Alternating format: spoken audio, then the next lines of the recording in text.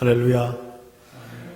오늘 주님이 부활하신 날 우리 침례 공동체가 함께 각 가정에서 예배하게 된 것을 주님께 영광을 드립니다. 몇 가지 우리 소식을 전해드리겠습니다. 우리 소식 전하기 전에 우리 각자 가정에서 또 반갑게 우리 인사하는 시간을 갖도록 하겠습니다. 3번 주님의 이름으로 축복하며 인사하십시다. 축복합니다. 축복합니다. 네, 축복합니다.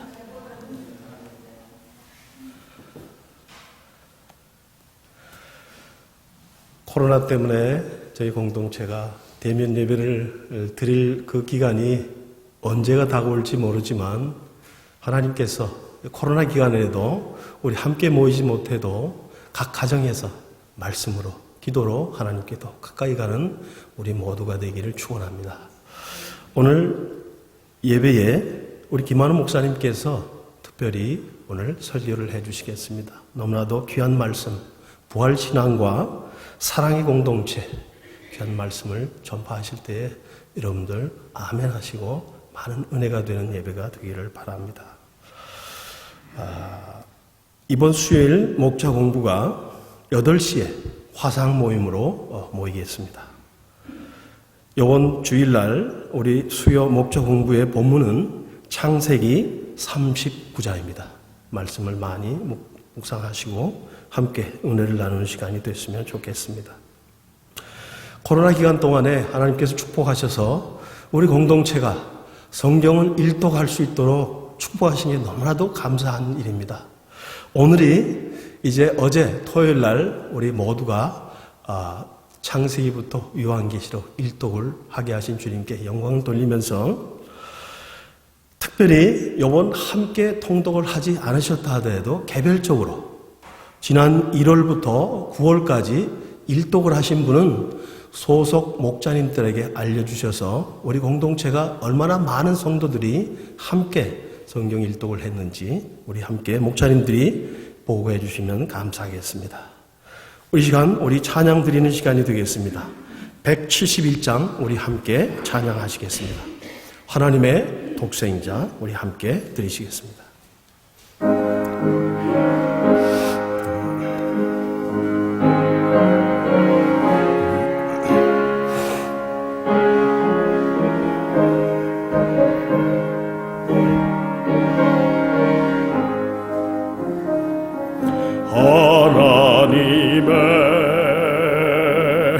독생자 예수 날 위하여 오시었네. 내 모든 죄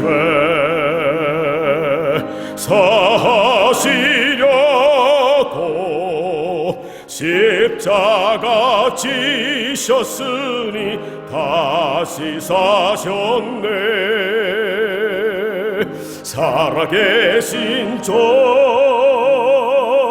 나의 참된 소망 두려움이 사라지네. 사랑의 전에 갈 길 인도하리. 내 모든 삶의 기쁨 널 충만하네. 주 안에서 거듭나노리. 기뻐하며 찬양하리. 가슴 속에 넘치는 확신 우리의 가는 길에 소망 넘치네. 살아계신 주 나의 참된 소망 두려움이 사라지네. 사랑의 전에 갈 길 인도하리.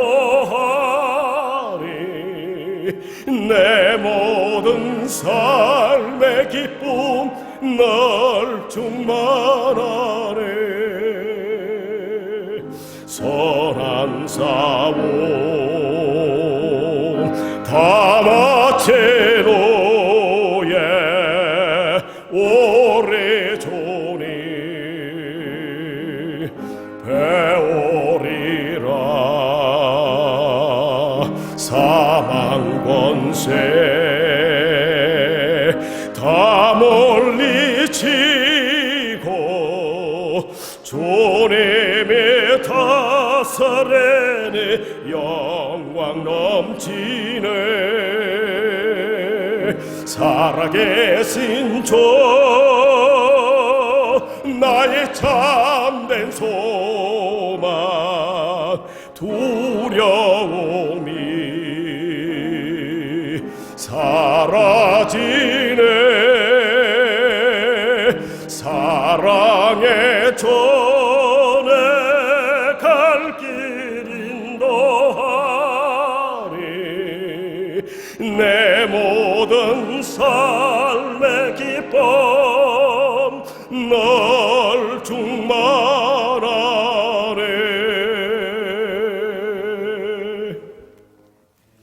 이 시간 바친 헌금 위해서 하나님께 기도하겠습니다. 아버지 하나님, 우리 침례 공동체를 하나님이 하늘 가족으로 맺어주시고 우리 형제 자매님들 이 세상 것 헛된 것 찾다가 주님께 찾아오시고 일방적으로 사랑하여 주시고 우리에게 필요한 것을 공급하여 주시되 영원한 부활의 소망과 생명을 저에게 허락하신 주님께 이 시간 영광을 돌립니다. 아버지 하나님, 우리 인생에 걸어가는 길이 광야와 같을지라도 앞을 내다보지 못하는 풍랑이 저희들을 덮친다 하더라도 이 코로나 가운데에서도 하나님께서 우리들의 마음, 우리의 믿음을 지켜주시고 우리 각 가정에서 일터에서 하나님을 바라며 주님의 온전한 구원의 길을 바라는 저희 공동체가 되게 하시니 감사합니다.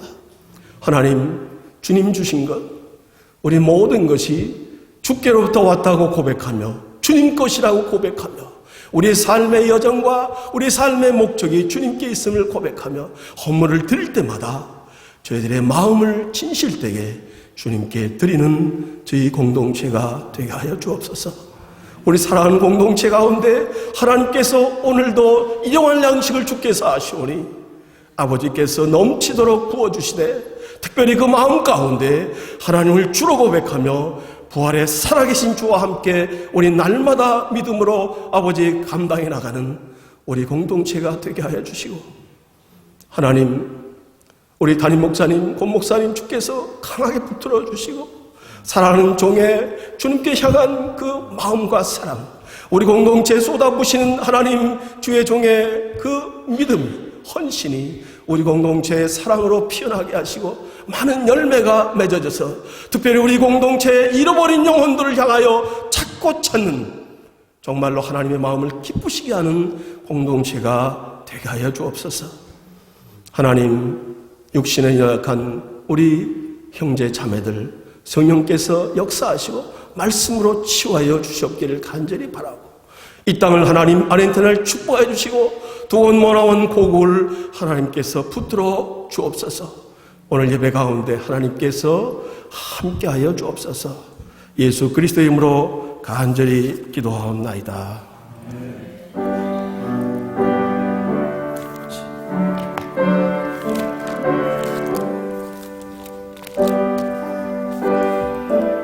아버지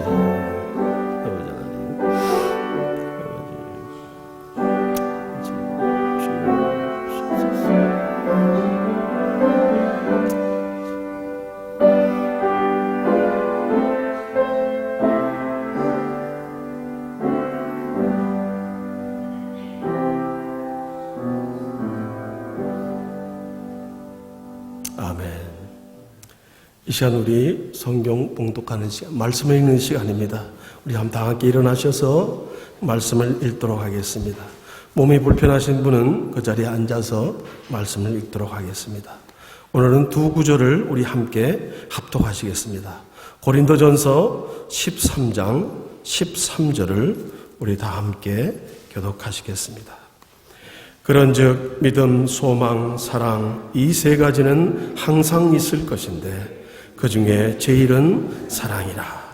고린도전서 15장 17절의 말씀을 우리 함께 봉독하겠습니다.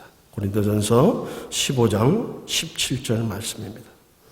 그리스도께서 다시 살아나신 일이 없으면 너희의 믿음도 헛되고 너희가 여전히 죄 가운데 있을 것이요. 우리 김한우 목사님 나오셔서 부활의 공동체, 사랑의 공동체 귀한 말씀을 전해 주시겠습니다.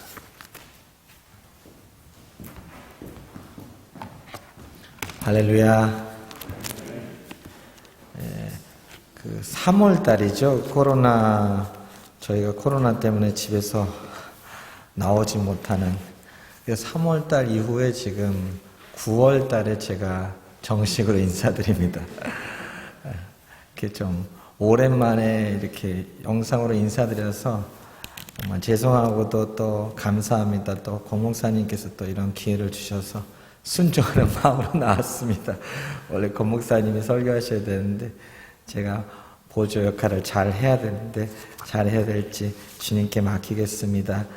오늘은 다른 것이 아니라 저희가 우리 권목사님과 함께 오랫동안 우리 고린도전서를 묵상하고 성경 공부를 했죠.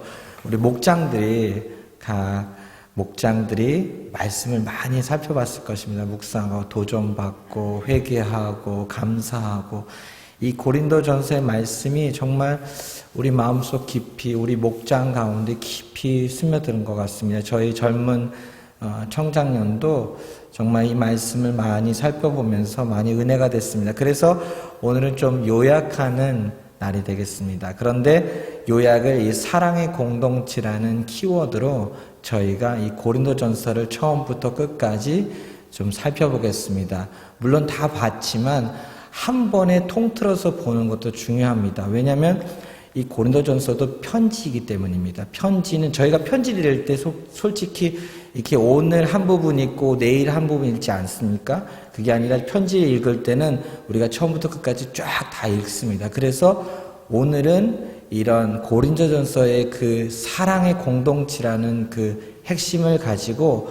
처음부터 끝까지 이렇게 좀 요약하면서 또 반복하고 복습하는 그런 날이 되었으면 좋겠습니다. 그런데 복습하기 전에 우리가 그 부활신앙에 대해서 한번 저희가 짚고 가는 게 중요합니다. 저희도 고린도서 15장을 살펴보면서 부활신앙이 얼만큼 중요한지를 저희가 이미 배웠고 이미 살펴보았습니다. 믿음은 무엇일까요? 믿음은 무엇이고 또 이 믿음은 어떤 것과 관련이 있을까요? 믿음은 복음과 연관이 되어 있습니다. 고린도서 15장 3절 4절에 보면 내가 받은 것은 먼저 너희에게 전하였노니 이는 성경대로 그리스도께서 우리 죄를 위하여 죽으시고 장사지는 바 되었다가 성경대로 사흘 만에 다시 살아나사. 이것이 복음의 아주 엑기스입니다. 복음의 핵심입니다.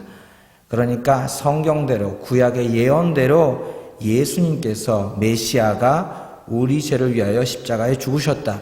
그리고 장사되었다. 그러니까 진짜로 장사되었다. 그러니까 장례를 치른 거죠. 그리고 성경대로 사흘 만에 부활하셨다. 이것이 초대교회를 이룬 복음입니다. 이 복음이 우리 교회를 바치는 핵심입니다. 그러니까 이 복음이 빠지면, 이 핵심이 빠지면 우리 교회는, 우리 교회라는 것은 이 예수님의 교회가, 예수님 몸된 교회가 흔들릴 수밖에 없습니다. 그렇기 때문에 이 믿음, 복음이 정말로 중요한 것입니다. 성경대로 복음을 믿는 이유는 한 가지입니다. 예수님을 주로 믿기 위해서입니다. 우리가 복음을 받는 이유는 내가 행복하고자, 내가 기쁘고자 복음을 받는 것이 아니라, 물론 복음은 기쁨입니다. 그런데 복음이 전하고 주고자 하는 목적은 예수님이 주인이라는 것입니다. 우리의 삶에 예수님이 왕으로 찾아오셨고 주인으로 찾아오셨기 때문에 그래서 우리가 이 복음을 강조합니다. 그래서 예수님이 죽으시고 부활하셨다. 로마서 10장 9절에 당신이 만일 예수는 주님이라고 입으로 고백하고 하나님께서 그를 죽은 사람들 가운데서 살리신 것을 마음으로 믿으면 구원을 얻을 것입니다. 이렇게 말합니다. 그렇기 때문에 우리가 부활하신 예수님을 마음에 믿고 고백하는데 예수님을 그 부활하신 예수님을 주인으로 고백하는 것이 스타트라는 것입니다. 출발점입니다. 우리가 주님의 성도이고 주님의 몸된 교회인데 이 몸된 교인이 어떻게 예수님을 주인으로 고백하지 않겠습니까? 왜냐하면 이 교회의 주인이 예수님이기 때문입니다. 교회의 머리는 예수님이시지 않습니까? 그래서 우리가 이 부활신앙을 강조하는 이유는 예수님이 주인이시고 예수님이 왕이시고 예수님이 나의 삶의 모든 것 되신다는 것을 우리가 고백하기 위해서 부활신앙을 강조하는 것입니다.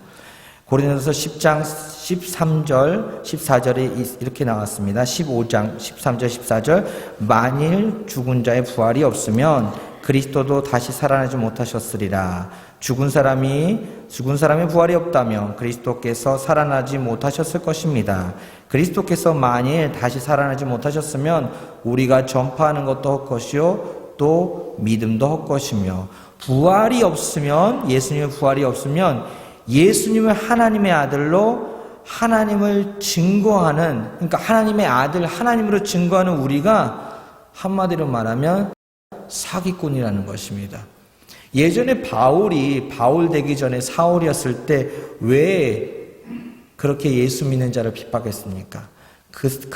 사울은 정말로 확신했습니다. 예수는 사기꾼이라고 부활하지 않았다고 그 사람은 우리가 십자가 못 박았다. 그 사람은 죽었다.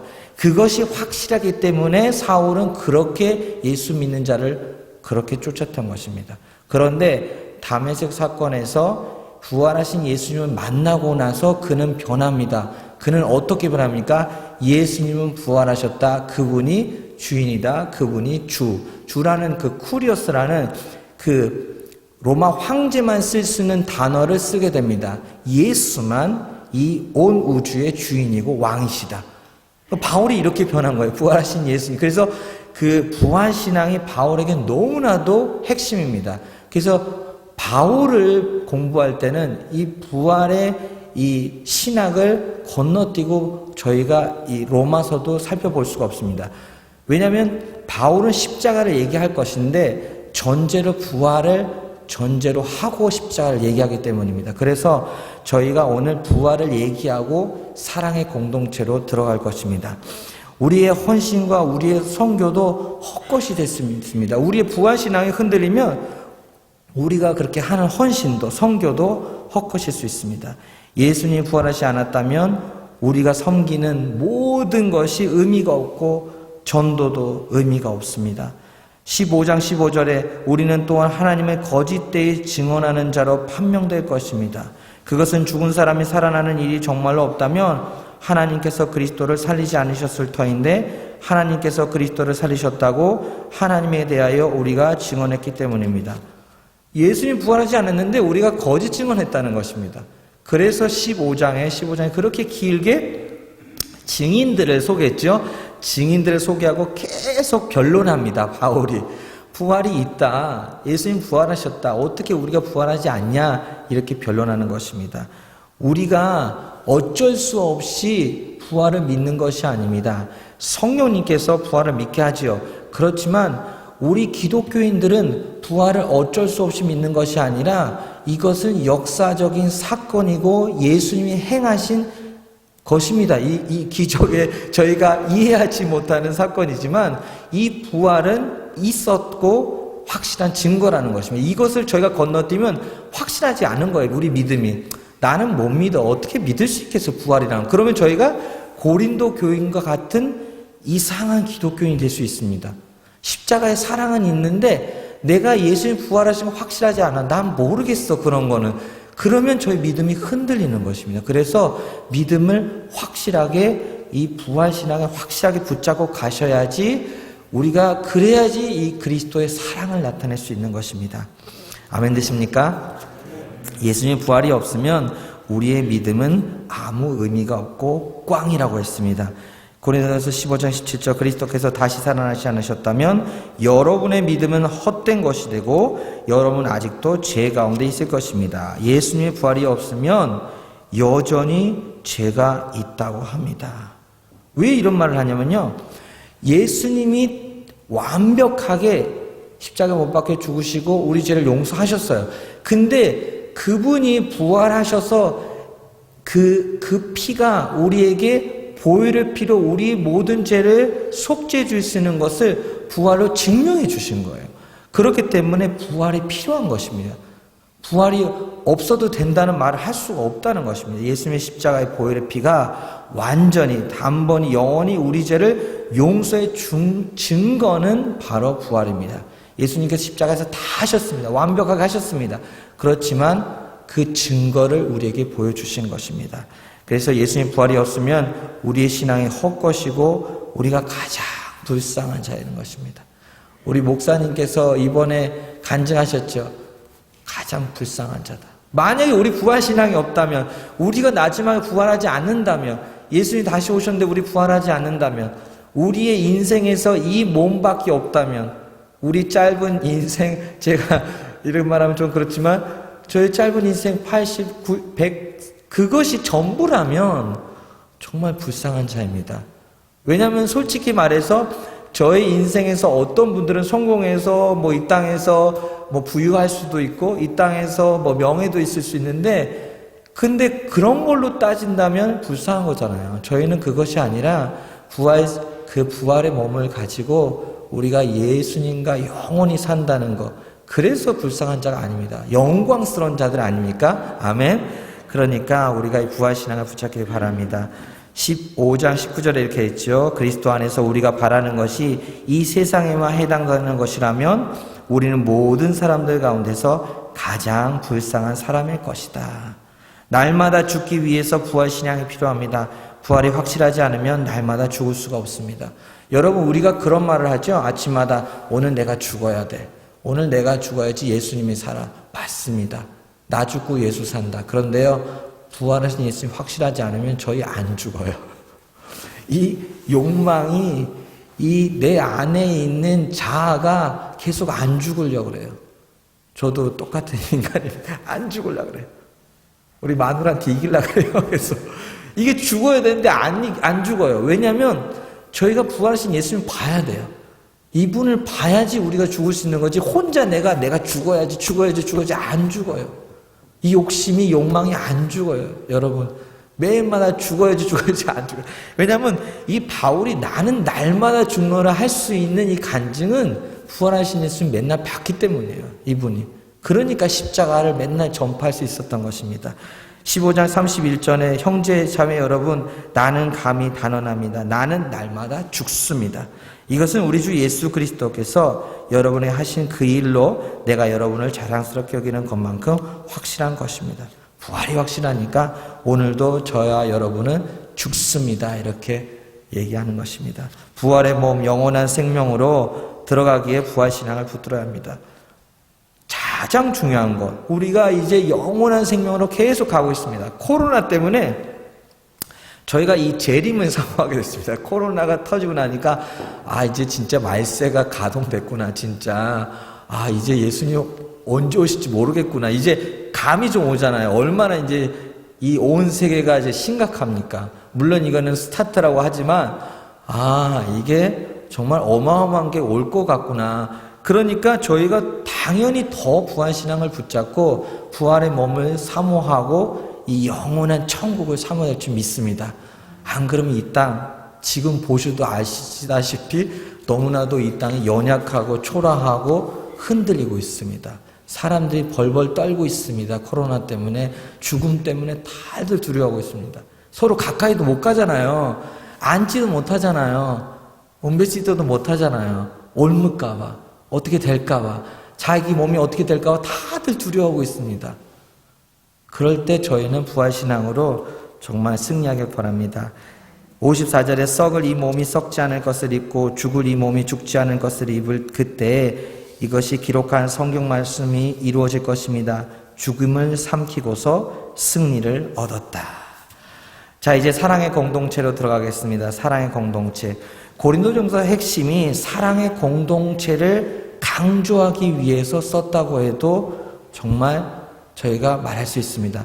왜 계속 1장부터 16장까지 하나 되라, 하나 되라, 하나 되라는 말씀을 계속 깔고 있습니다. 매 모든 장마다 고린도 교회 너는 하나 돼야 돼, 하나 돼야 돼. 왜? 분열의 문제, 음행의 문제, 모든 문제가 이 교회가 하나 되는 것을 파괴하고 있습니다. 교회가 하나가 돼야 되는데 몸은 하나잖아요. 근데 몸이 하나가 아니라 계속 분열을 일으키고 있습니다. 모든 문제들이. 고린도 교회는 모든 교회가 가질 수 있는 문제들을 진짜 다 보여주고 있습니다. 첫 장부터 16장까지 모든 문제들을 하나하나. 근데 그것을 보여주는 이유가 하나가 못 되고 있다. 왜? 너네들이 사랑의 공동체를 잇고 있다. 그래서 13장에 딱 짚고 가잖아요. 믿음, 소망, 사랑. 사랑이 제일이다. 그 사랑을 저희가 살펴보길 원합니다. 공동체는 무엇입니까? 교회의 존재는 무엇입니까? 교회가 세상의 그 단체와 다른 이유는 무엇입니까? 세상에서 단체가 너무 많습니다. 그런데 이 사랑의 공동체가 추구해야 되는 것은 무엇입니까? 교회가 교회 되게 하는 것은 사랑이기 때문입니다. 교회가 세상 단체와 다른 이유는 저희는 사랑이 있기 때문입니다. 저희 요즘 기독교가 특히 한국 교회가 욕을 먹는 이유는 사랑이 없기 때문에. 왜? 세상 단체와 비교했을 때 거의 똑같기 때문에. 이 사랑이라는 것은 이 교회만 있는 거, 예수님만 있는 아가페 사랑을 말하는 거죠. 그렇죠?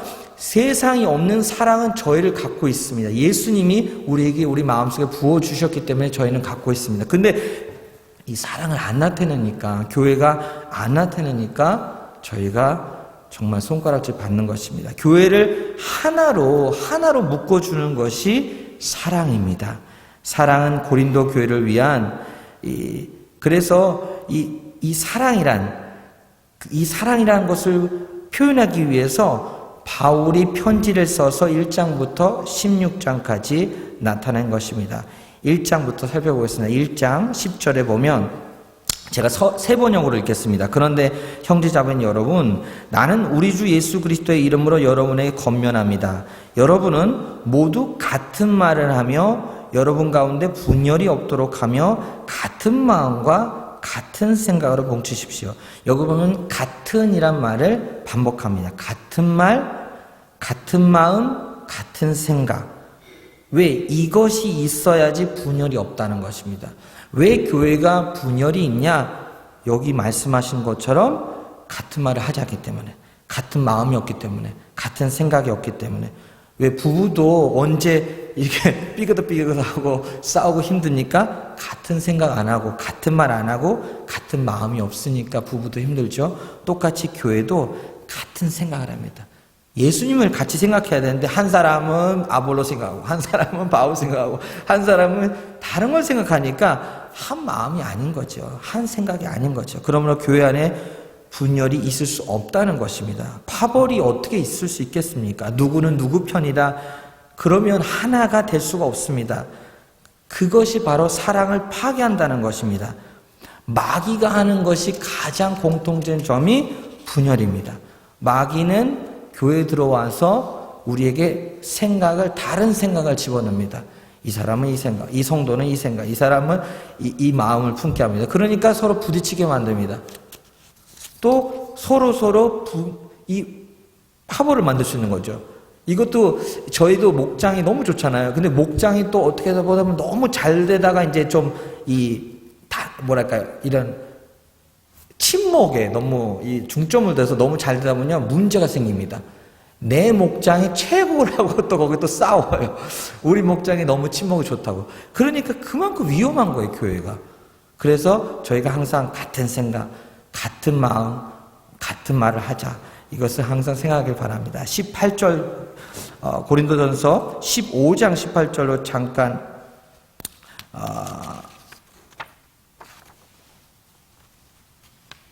잠시만요. 네, 맞습니다. 십자가의 말씀이 18절, 1장 18절이에요. 제가 잘못 썼네요. 어쩐지 제가 죄송합니다. 1장 18절. 십자가의 말씀이 멸망할 자들에게는 어리석은 거지만 구원을 받는 사람이 우리에게는 하나님의 능력입니다. 십자가는 하나님의 사랑이고 하나님의 능력이라고 이렇게 소개하고 있죠. 당연히 바울이. 그러면 사랑만이 공동체를 하나로 묶을 수 있다는 것입니다. 그러니까 사랑을 말하기 위해서 십자가를 말하고, 그래서 그 십자가의 사랑을 저희가 생각하고 그 십자가의 마음을 우리가 품어야 한다는 것을, 그것을 강조하고 있는 거예요. 이것을 누가 소개하냐? 성령님께서 우리에게 부어주신다는 것입니다. 1장 16절에 누가 주님의 마음을 알았습니까? 누가 그분을 가르치겠습니까? 그러나 우리는 그리스도의 마음을 가지고 있습니다. 그리스도의 마음을 가졌다. 성령님께서 그 십자가의 사랑을 계속 부어주신다는 것입니다. 이 십자가의 사랑이 그 같은 마음, 같은 생각, 같은 말이라는 말입니다. 이제 고린도서 3장 3절로 넘어가겠는데요. 3장 3절. 여러분은 아직도 육에 속한 사람들입니다. 여러분 가운데서 시기와 싸움이 있으니 여러분은 육에 속한 사람이고 인간의 방식대로 살고 있는 것이 아닙니까? 그러니까 각자 따로따로 생각하고 다른 마음을 가지고 있으면 어린아이라는 것입니다. 왜? 어린아이들은 보면 이기적이니까 이게 단합이 잘 안 됩니다. 그래서 각자 자기 말을 주장합니다. 그래서 그것이 육신의 생각이고 인간의 방식이라고 성경은 말합니다. 우리가 교회에서 자꾸 자신의 주장을 자꾸 따지면 그런 것은 사랑의 공동체를 계속 파괴하는 것입니다. 그래서 이 시기, 싸움, 육에 속한 사람, 여기에서 빠져나와야 한다고 말하는 것입니다. 3장 11절에는 아무도 이미 놓인 기초이신 예수 그리스도밖에 또 다른 기초를 놓을 수 없습니다. 이렇게 말합니다. 예수님이 우리의 기초, 예수님 말이 우리의 반석이시고 그 사랑의 모델이시고 본이기 때문에 우리가 이 예수님에게서 조금만 벗어나면 바로 분열이 생긴다는 것입니다. 마귀의 틈을 타는 거죠. 틈을 내주는 거죠. 이 교회가 틈을 내주고 예수님의 기초에서 벗어나는 것입니다. 그래서 항상 우리는 공동체 교회는 사랑이다, 이것을 잊지 않길 바랍니다. 그래서 사랑의 공동체는 사람을 따르지 않고 그리스도를 따릅니다. 사람을 자랑하지 않고 주님을 자랑합니다. 이거 너무나도 당연한 것 같은데 교회가 이 유혹에 빠집니다. 어떻게 빠지냐? 우리 목사님, 우리 집사님 너무 사람에게 초점을 둡니다. 우리 한국 교회들이 거기에 좀 많이 흔들렸습니다. 그래서 매스컴 타는 유명한 목사님들, 또 매스컴 타는 유명한 교회들이 그 예수님보다도 사람을 따르는 그것이 있기 때문에 그렇습니다. 그래서 정말 조심해야 합니다. 3장 23절에 그리고 여러분은 그리스도의 것이요 그리스도는 하나님의 것입니다. 우리는 그리스도의 것이라는 것입니다. 목사도 그리스도의 것이고 우리 모든 성도님들도 그리스도의 것이라는 것입니다. 사랑의 공동체는 서로서로 고발하고 소송하지 않습니다. 교회 안에서 해결할 수 있는 성숙된 공동체이기 때문입니다. 6장에 심각한 일을 소개했습니다. 6장 7절에 6장 7절입니다. 여러분이 서로 소송을 제기하는 것부터가 벌써 여러분의 실패를 뜻합니다. 왜 차라리 불의를 당해주지 못합니까? 왜 차라리 속아주지 못합니까? 교인들끼리 소송을 하기 시작했습니다. 싫으니까, 뭐가 불편하고 마음에 안 드니까 소송을 거는 것입니다. 그게 무슨 부끄러운 일인가? 왜 저희도 너무 부끄러운 소식을 듣죠? 이렇게 법원에서 어떤 교회가 지금 어떻게 싸우고 있는지, 어떤 목사와 어떤 장로가 싸우고 있고, 어떤 교회가 또 어떤 교회랑 싸우고 있고, 그렇게까지 가면 안 됩니다. 저희는 사랑의 공동체니까 교회 안에서 해결할 수 있어야 됩니다. 어떻게 교회 안에서 해결 못합니까? 바울이 얼마나 답답하면 차라리 속아주세요. 차라리 그냥 불의를 당하세요. 이렇게 말합니다. 세게 갑니다, 바울이. 그러니까 사랑한다면 저희가 사랑에 대해서 13장에 이미 배웠잖아요. 고목사님과 함께. 거기 다 나오잖아요. 서로 다 나오는데 그건 다 잊고 저희가 무조건 저희 주장만 하니까 결국 주장이 안 통하니까 첫 장부터 서로 마음이 안 맞으니까 소송까지 가는 것입니다. 얼마나 위험합니까? 얼마나 무서웁니까? 그래서 고린도 교회가 저에게 가르쳐 주는 것입니다. 이렇게 되면 안 된다는 것. 사랑의 공동체는 덕을 세우는 공동체입니다. 6장 12절 모든 것이 나에게 허용되고 있습니다. 그러나 모든 것이 유익한 것은 아닙니다. 모든 것이 나에게 허용되어 있습니다. 그러나 나는 아무 것에게도 제재를 받지 않습니다. 모든 것이 허용되어 있죠. 모든 것을 할 수 있죠. 근데 모든 것이 유익합니까? 모든 것이 유익하지 않습니다. 그래서 제가 어릴 때부터 한 가지가, 한 단어가 저를 아직도 이렇게 붙잡아주고 있고 가르쳐주는 게 있는 게 정말 너무 감사해요. 어머니께서 어릴 때 성도는 덕을 끼쳐야 된다. 이 덕이란 말을 제가 잊지 않고 살아요. 덕을 끼쳐야 된다. 왜냐하면 이 교회가 덕이 없어지면 진짜 위험합니다. 덕을 세운다. 이 나라 말로 edificar la iglesia.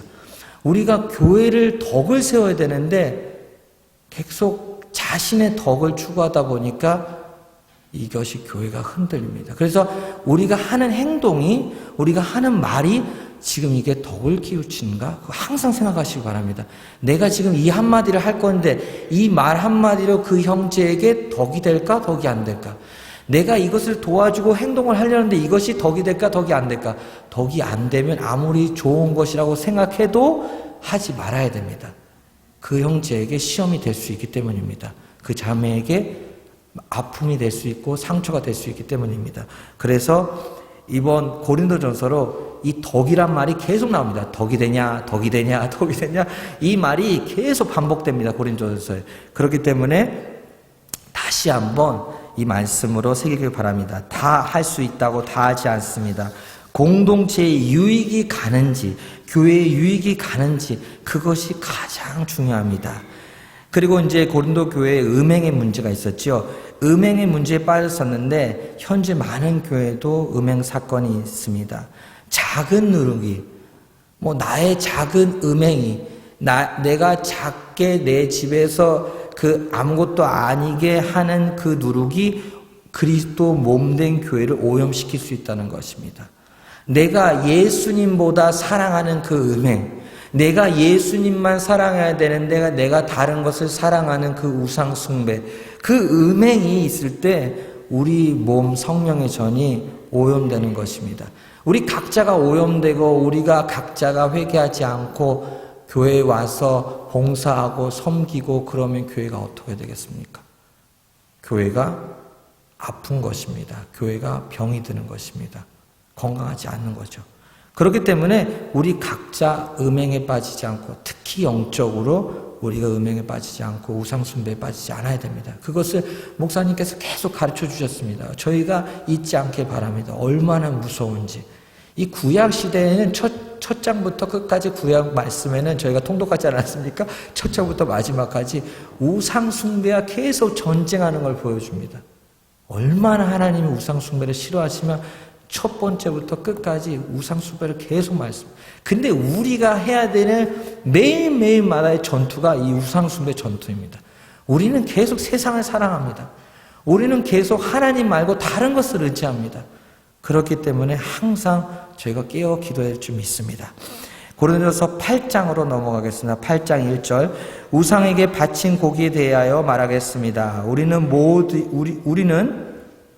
우리 모두가 지식이 있는 줄로 알고 있습니다. 지식은 사람을 교만하게 하지만 사랑은 덕을 세웁니다. 다시 이 덕. 사랑은 덕을 세웁니다.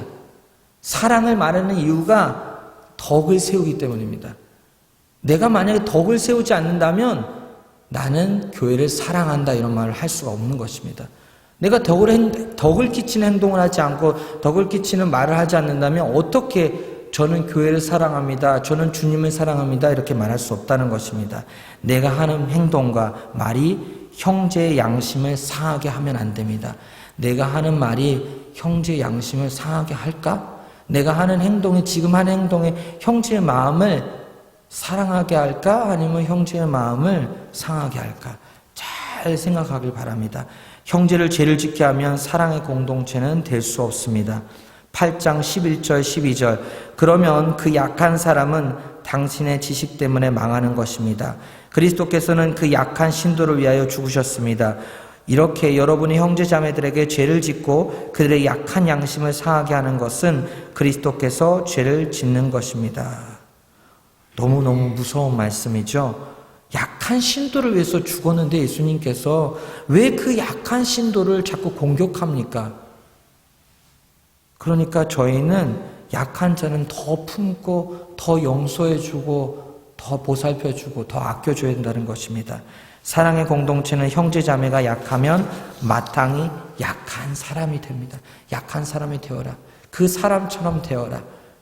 그 빌립보서에 나오잖아요. 빌립보서 그 2장에 예수님의 마음을 품으라. 예수님이 죽기까지 십자가 죽기까지 낮아지셨는데 그 마음을 본받으라고 했습니다. 저희는 동일하게 낮아져야 되는 것입니다. 9장 22절 믿음이 약한 사람들에게는 약한 사람들을 얻으려고 약한 사람이 되었습니다. 나는 모든 종류의 사람에게 모든 것이 다 되었습니다. 그렇죠? 헬라인이면 헬라인, 유대인이면 유대인, 약한 사람이면 약한 사람. 바울은 모든 사람이 그 사람을 위해서 행동했습니다. 그것은 내가 어떻게 해서든지 그들 가운데서 몇 사람이라도 구원하려는 것입니다. 우리 항상 목사님 말씀하시는 한 영혼이라도 구하려는 그 마음. 그 영혼을 구하기 위해서, 그렇죠? 저희가 시간도 투자하고 돈도 투자하고 아무리 멀어도 저희가 가고 또 보살피고 그 약한 사람 위해서 저희 마음을 희생하는 마음, 그것이 사랑이라는 것입니다. 자, 이제 다시 한번 우상 숭배에 대해서 다시 한번 보겠습니다. 10장으로 넘어갑니다. 10장 14절. 그러므로 나의 사랑하는 여러분, 우상 숭배를 멀리 하십시오. 우상 숭배를 멀리 하십시오. 저희가 목사님과 정말 이번 고린도전서를 묵상하면서 우상 숭배에 대해서 정말 많이 다루었습니다. 사랑의 공동체는 당연히 하나님만 사랑합니다. 저희의 문제는 다른 것이 아닙니다.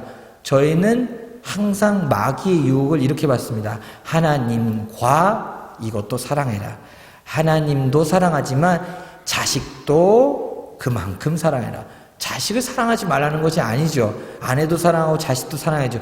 문제는 그 자식이, 그 부모님이, 그 아내와 남편이 하나님 같은 자리에 있고 하나님보다 높은 자리에 올라 있기 때문에 우상 숭배라는 것입니다. 우리가 사랑하는 것들이 하나님보다 더 귀한 자리에 있기 때문에 하나님이 그건 안 된다고 하시는 것입니다. 왜? 우상 숭배에 매이면 결국 저희는 종이 되기 때문입니다. 그 우상의 종이 되는 거예요. 자식의 종이 되고 부모의 종이 되고 자기 명예의 종이 되고 돈의 종이 되고 그 죄의 종살이하며 쫓아가는 것이죠. 얼마나 무섭습니까? 예수님이 이 땅에 오셔서 십자가에 죽으신 이유가 그 죄에서 해방시키시기 위해서 죽으셨는데 우리는 다시 종살이하고자 하는 것입니다. 그래서 우상 숭배가 무섭습니다. 매일 삶 속에서 정말 우상 숭배야 전투해야 합니다. 그리고 또 우상에게 바치는 음식을 다루면서 다시 한번 그 마음이 덕이 되는 행동과 연관이 된다고 말합니다. 10장 23절에 모든 것이 다 허용된다고 사람들은 말하지만 모든 것이 다 유익한 것은 아닙니다. 모든 것이 다 허용된다고 사람들은 말하지만 모든 것이 다 덕을 세우는 것은 아닙니다. 이거 벌써 이미 말씀했죠. 근데 다시 반복했습니다. 바울이 10장에 와서 반복한 이유가 그래 모든 거 할 수 있어. 근데 모든 거 할 수 있다고 다 유익한 것이야? 유익한 것이 아니야. 더 나아갈게. 왜 유익한 게 아니냐면 덕을 세워 덕을 안 세워. 다시 한번 덕에 대해서 얘기합니다. 그래서 우리가 이 덕이라는 말씀은 사랑으로 연관해서 정말 매일매일 생각하시기 바랍니다. 문자를 하나 보낼 때도요.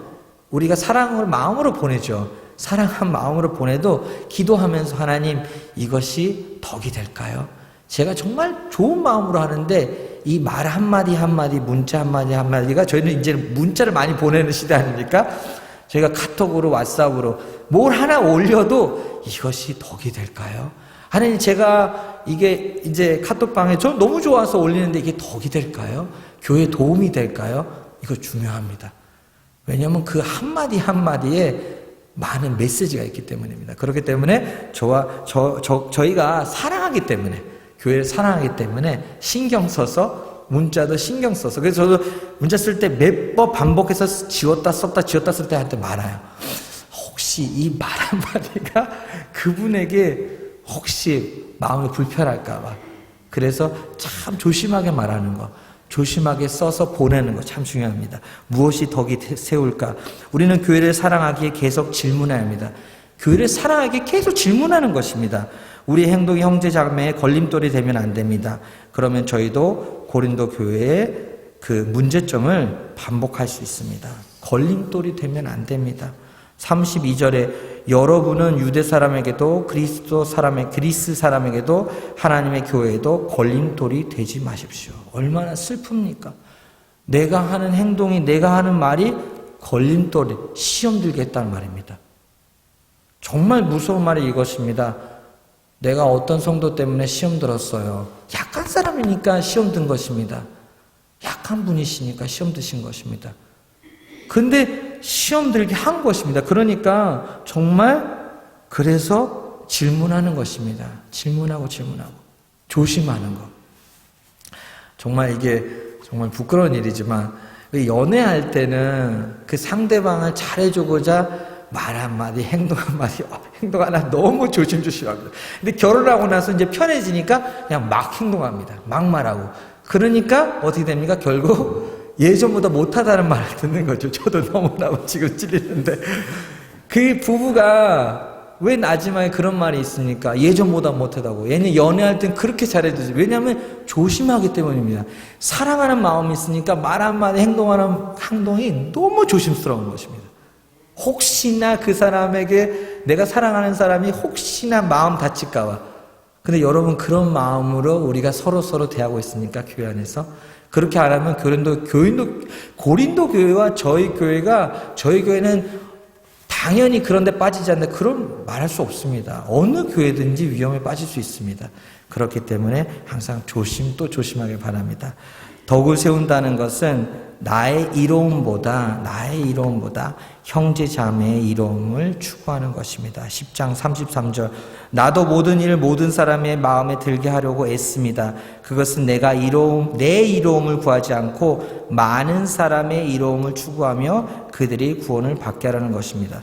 그래서 이렇게 모든 것을 소개하면서 결국에는 13장에서 사랑은 무엇이라 정의로 딱 요약한 것입니다. 근데 이미 1장부터 다 사랑을 이야기했던 것입니다. 다른 사람의 이로움을 추구하는 것. 내 이로움이 아니라 상대방의 유익을 더 추구하는 것.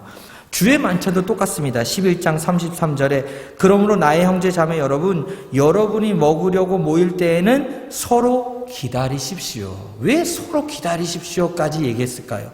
기다리지 않고 먹었으니까. 그때 당시엔 주의 만찬이 함께 저녁 식사하는 것이었습니다. 저녁 식사해야 되는데 기다리지 않고 먼저 온 사람들이 다 먹었으니까 마지막에 가난한 사람들은 늦게까지 노동하고 왔겠지 않습니까? 늦게까지 노동하고 힘들게 왔는데 그것도 교회에 힘들게 왔는데 연약한 자들인데 왔는데 먹을 게 없으니까 얼마나 시험 들었겠습니까? 와, 교회 왔는데 나는 주의 만찬 못 참냐구나. 연약한 자들이니까 시험 받을 수 있는 것입니다. 그러니까 기다려주라고 바울이 적나라하게 얘기하면 왜 기다려주지 않느냐. 사랑하는 사람은 기다려준다. 내가 먹고 싶어도 다른 사람이 올 때까지 기다려주고 같이 먹자. 정말 구체적으로 고린도전서는 구체적으로 쓰여졌습니다. 구체적으로. 기다려줘라. 주의 만찬할 때. 은사의 문제로 또 가겠습니다. 12장 7절. 각 사람에게 성령을 나타내 주시는 것은 공동 이익을 위한 것입니다. 은사를 왜 주셨습니까? 공동 이익을 위해서. 교회 공동의 이익을 위해서 은사를 주셨는데 그 은사를 자신을 위해서 썼고 자신의 자랑을 위해서 썼으니까 싸움이 붙은 것입니다. 내가 더 은사가 많다. 내 은사가 더 좋다. 누가 은사가 더 좋냐. 이러면서 정말 어린아이 같은 싸움을 한 거죠. 그래서 은사주의가 위험한 것입니다. 정말 이 사랑의 공동체는 은사 갖고 싸울 수 없는 것이다. 그 가장 제일은 사랑이죠. 사랑이 없이 은사를 하니까 공동 이익이 없어지고 자신의 이익을 위해서 하니까 이 위험한 공동체, 무서운 교회가 된 것입니다. 교회 지체들은 서로 같이 걱정해주는 운명의 공동체입니다. 우리가 다 함께 그리스도의 몸을 이루기 때문에 나의 지체의 아픔이 나의 아픔이고 나의 지체의 기쁨이 나의 기쁨입니다. 나의 지체가 요즘에 그 가게 문제 때문에 너무 힘들면 힘들고 눈물이 나고, 혹시 나의 지체가 요즘에 그래도 조금 가게가 잘 돼서 이제 좀 웃음이 나면 기뻐하면 또 축하해주고 기뻐해주고, 특히 이 코로나 때 이래야 됩니다. 정말 누가 아프면 같이 아파해주고 누가 기쁘면 같이 기뻐해주고, 이 교회가 정말 이 운명의 공동체라는 거, 우리는 함께 영원히 사는 운명의 공동체입니다. 저와 여러분이 이제 잊을 수 없습니다. 우리가 뭐 나 싫어해서 싫어할 수 있는 존재가 아닙니다. 저희가 뭐 빠빠이 한다고 저희가 볼 수 영원히 보는 존재입니다. 저희가 하늘나라에서 영원히, 이제부터 영원히 볼 존재인데 나는 너가 싫고 나는 누가 좋고 이렇게 할 수가 없습니다. 저희는 왜 우리 식구들, 가족에는 그런 말 하잖아요. 싫으나 좋으나 끝까지 간다. 왜 나의 식구니까. 우리 교회 식구는 영원히 가는 것입니다. 영원히 갑니다. 조폭들도 영원히 간다는데 우리는 당연히 영원히 가는 것입니다. 우리는 영원히 가는 운명 공동체입니다. 12장 25절 27절 그래서 몸에 분열이 생기지 않게 하시고 지체들이 서로 같이 걱정하게 하셨어요. 제가 세번역으로 쉽게 이제 읽고 있습니다. 지체들이 서로 같이 걱정하게 하셨습니다. 한 지체가 고통을 당하면 모든 지체가 함께 고통을 당합니다. 한 지체가 영광을 받으면 모든 지체가 함께 기뻐합니다. 여러분은 그리스도의 몸이요 따로따로는 지체들입니다. 특별히 은사에 대해서 또 자세히 다루는 14장을 또 살펴보겠습니다. 다시 14장에 가면 덕이라는 말을 또 반복합니다. 은사를 구하시고 계십니까? 은사를 사모하시고 계십니까? 공동체는 사랑하려고 은사를 구합니다. 덕을 세우려고. 그러니까 내가 교회를 사랑하기 때문에 은사를 구해야 됩니다. 은사가 많아야 됩니다. 그 성령의 주시는 은사가 많아야 됩니다. 그런데 나의 피날리라, 나의 목적은 덕을 끼치기 위해 14장 12절에 나왔습니다. 이와 같이 여러분도 성령의 은사를 갈구하는 사람들이니, 사모하는 사람들이죠. 교회에 덕을 끼치도록 그 은사를 더욱 넘치게 받기를 힘쓰십시오. 교회에 넘치게 받아야 됩니다. 그렇죠? 저희 침례 교회 특징들은 성경 공부를 잘합니다. 그 좋습니다. 좋은데 그러다 보니까 이상하게 성경 하다가 이 성령을 또 잊어버릴 때가 있어. 그렇다 보면 또 은사를 많이 못 받습니다. 그것도 아닙니다. 성경 공부도 계속 해야 되고 말씀도 계속 보고 말씀으로 무장하지만 계속 성령님께 은사를 달라고 저희가 기도해야 됩니다. 저희가 순복음교단을 무시하면 안 됩니다. 거기는 성령 은사들이 많잖아요. 근데 침례 공동체에도 이런 은사를, 왜? 덕을 세우기 위해서. 교회가 더 단단하게, 더 튼튼하게, 덕이 넘치기 위해서 저희가 사모해야 되는 거예요. 그래서 열심히 기도하는 것입니다. 그래서 열심히 기도하고 간절히 기도하고 철야를 하고 금식을 하고 기도 매일마다 새벽마다 기도하는 이유가 주님 저희에게도 은사를 주시옵소서. 공동이익을 위해서, 교회를 위해서 쓰겠습니다. 저에게서 은사를 주시옵소서. 그렇게 기도하시기 바랍니다. 자, 이제 마지막에 왔습니다. 16장으로 가겠습니다. 16장 14절 모든 일을 사랑으로 하십시오. 이렇게 이제 마치게 됩니다. 모든 일을 사랑으로 하십시오. 마지막 인사를 하면서, 인사를 많이 하지요, 바울이. 모든 일을 사랑으로 하십시오. 바울이 하고자 하는 마지막 말은 사랑이라는 것입니다. 고린도 교회 여러분, 모든 일을 할 때 사랑하십시오. 내가 교회에서 청소를 해도, 내가 어떤 성도에게 무슨 선물을 주어도 사랑으로. 그리고 조금 더 나아갑니다. 22절, 23절, 16장 22절, 23절.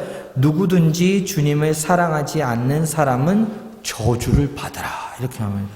마라나타, 우리 주님 오시옵소서. 바울이 고린도 교회를 사랑하기 때문입니다. 고린도 교회를 사랑하기 때문에 주님을 사랑하라. 왜? 주님을 사랑하는 것은 교회를 사랑하는 것입니다. 요한 1서, 요한 2서, 요한 3서 그 사랑의 사도 요한 있잖아요. 그 요한이 항상 사랑을 얘기하면서 이렇게 말합니다. 사랑을 얘기할 때 형제 자매를 사랑하라고 얘기합니다. 예수님이 우리를 위해서 죽은 것처럼 너희도 마땅히 형제 자매를 위해서 죽으라고 이렇게 말합니다. 형제 자매를 위해서 죽는 것이 마땅하니라 이렇게 말합니다. 우리 요한이 이렇게 말합니다. 그러면 내가 주님을 사랑합니다 고백한다는 것은 다른 말로 표현하자면 내가 교회를 사랑합니다. 형제 자매를 사랑하는 것이 주님을 사랑한다는 말을 할 수 있는 자격이라는 것입니다. 그렇기 때문에 여러분, 저희가 그 주님의 사랑을 계속 받지요. 성령님을 통해서. 그렇기 때문에 그 사랑을 계속 나눠줘야 되는 것입니다. 그 사랑을 표현하고 보여주고, 사랑하기 때문에 더 조심하고, 사랑하기 때문에 정말 더 자세히, 더 관찰하고, 그 형제, 자매 어떤가 지금. 특히 요즘에는 너무 어렵잖아요. 너무 어려운 시기니까 정말 서로 돌보길 원합니다. 서로. 돌보지 않으면 지금 어떤 분은 정말 말을 할 수 없어도 내면적으로 정말 힘들어서 말도 못하고 그렇게 있을 수도 있습니다. 심지어 목장에도 말도 못하고 혼자 그 골방에서 힘들어 하시는 분도 있을 수 있습니다. 저희는 몰라도. 그렇기 때문에 저희가 기도하고 이 사랑의 메시지를 전하길 바랍니다. 우리 다 함께 기도하시겠습니다. 기도하실 때 오늘 말씀이 물론 이미 다 반복된 말씀들을 우리가 정말 오랫동안 목사님과 살펴본 말씀들이지만 다시 한번 반복하면서 다시 한번 복습하면서 살펴보았는데 내가 정말 지금 덕을 끼치고 있는가? 내가 정말 진짜로 이 하나님의 이 귀한 교회, 예수님의 몸된 이 교회를 사랑하고 있는가? 정말 다 함께 통성 기도하시면서 정말 이 교회를 사랑하는지 우리가 한번 살펴보겠습니다. 우리 주여 한번 하고 기도하시겠습니다. 주여.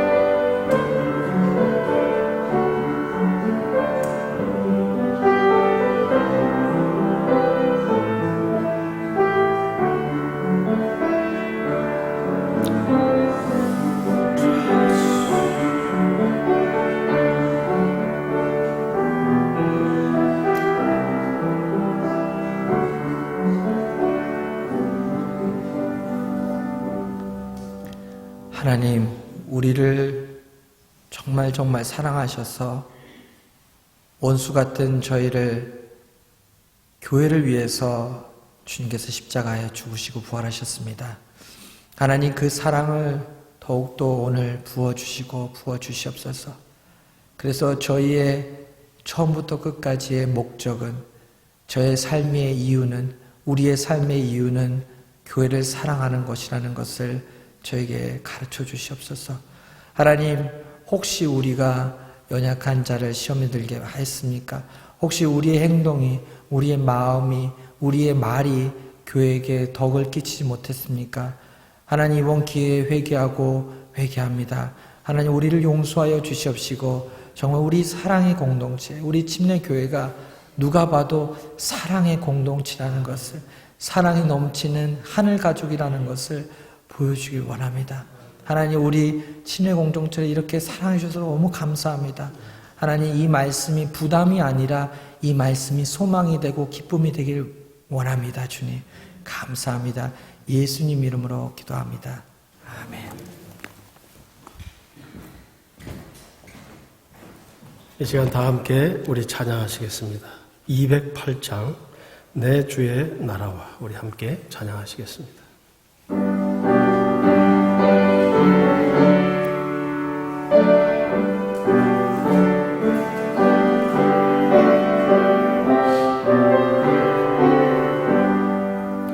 내 주의 나라와 주 계신 성전과 피 흘려 사신 교회를 늘 사랑합니다. 내 주의 교회는 천성과 같아서 눈동자같이 아끼사 늘 보호하시네. 이 교회 위하여 눈물과 기도로 내 생명 다하기까지 늘 봉사합니다. 성도의 교제와 교회의 위로와 구주와 맺은 언약을 늘 기뻐합니다. 하늘의 영광과 베푸신 은혜가 진리와 함께 영원히 시온에 넘치네.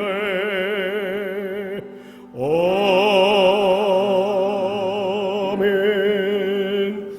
김만우 목사님 나오셔서 축도하시고 예배를 마치겠습니다.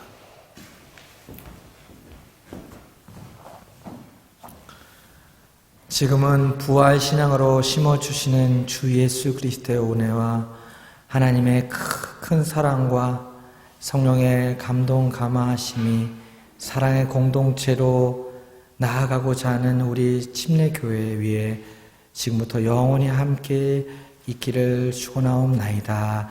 아멘.